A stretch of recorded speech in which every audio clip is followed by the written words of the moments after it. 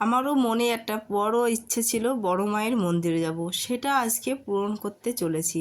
তা সেটা তোমাদের সঙ্গেও শেয়ার করছি। তা চলো এই বড় মার মন্দিরে কিভাবে যেতে হবে, আর এই বড় মায়ের বাৎসরিক পুজো কী মাসে হয়, আর কখন গেলে বড় মায়ের মন্দিরে দর্শন পাওয়া যায়, বড় মায়ের পুজো দেওয়া যায়, সবটুকু তোমাদের এই ভিডিওর মাধ্যমেই শেয়ার করেছি। তা দেখো, এটা হচ্ছে আমাদের বড় মা। আমি চলে আসলাম নৈহাটি।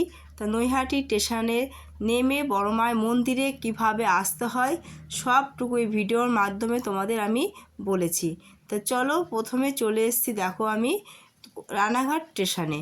রানাঘাট থেকে এখান থেকে আমি ট্রেন ধরবো। ট্রেন ধরে আমি যে কোনো শিয়ালদা লোকাল ধরে আমি নৈহাটি স্টেশনে যাব। দেখো আমার ট্রেন চলে এসছে, আমি ট্রেনে উঠে পড়েছি। এবার নৈহাটি স্টেশনে আমি চলে যাব।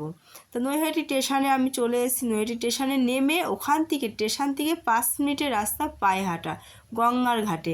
আর এই গঙ্গার ঘাটে যে রাস্তায় আসবে এই রাস্তায় বড় মার মন্দিরও পড়ে। তারপর দেখো এই বড় মার মন্দিরে এসে এখানে দেখো সবাই কিন্তু খুব ভক্তি নিয়ে আসে।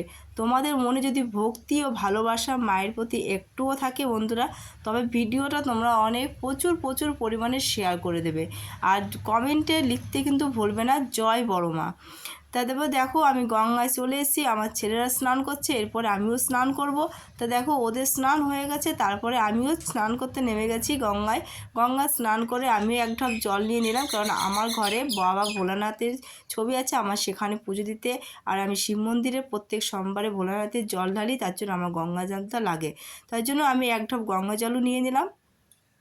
তারপরে ওখান থেকে স্নান করে আমি ধোয়া জামা কাপড় লাল পেরে একটা শাড়ি পরে নিয়েছি, দিয়ে আমি রাস্তায় বড় মায়ের মন্দিরের সামনে গঙ্গার থেকে পুরো লাইন পড়ে এখানে প্রায় 1 ঘন্টা ধরে লাইনে দাঁড়িয়ে তারপরে অবশেষে বড় মায়ের মন্দিরের সামনে আসতে পেরেছি। তারপর দেখো মন্দিরের সামনে ভিড়টা দেখো বন্ধুরা, প্রচুর কিন্তু ভক্তবিন্দু এখানে মায়ের মন্দিরে আসে সবাই পুজো দিতে, অনেক দূর থেকে আসে। আর এই বড় মার মন্দির কিন্তু দেশ বিদেশ সব জায়গায় খুব বিখ্যাত। তারপরে দেখো এখান থেকে অবশেষে বড় মায়ের মন্দিরে আসতে পেরেছি। তা বড় মায়ের মন্দিরে এসে দেখো সবাই পুরোটা এখানে পুজো দিচ্ছে, আমিও পুজো দিতে এখানে বাটা দেওয়ার ব্যবস্থা আছে, বাটা দিতে পারো তুমি। তারপরে বড় মায়ের মন্দিরে পুজো দিয়ে, তা বন্ধুরা তোমরা কমেন্টে কিন্তু জয় বড় মা অবশ্যই লিখবে। আর আমার চ্যানেলে নতুন বন্ধু হলে চ্যানেলটা সাবস্ক্রাইব করে আমার পাশে থাকবে, আমাকে সাপোর্ট করবে। আর তোমাদের মনে যদি একটু ভক্তি ও ভালোবাসা থাকে বড় মায়ের জন্য, তাহলে তোমরা কমেন্টে একবার জয় বড় মা লিখবে। আর বড় মায়ের ভিডিওটা প্রচুর পরিমাণে শেয়ার করে দেবে। তাই ভিডিওটা আর বেশি বড় করব না, এখানে শেষ করছি। সবাই ভালো থেকো, সুস্থ থেকো, আর জয় বড় মা। আর বড় মা তোমাদের সবাইকে খুব ভালো রাখুক, সুস্থ রাখুক, হাসি খুশি সংসারটা তোমাদের ভরিয়ে রাখুক।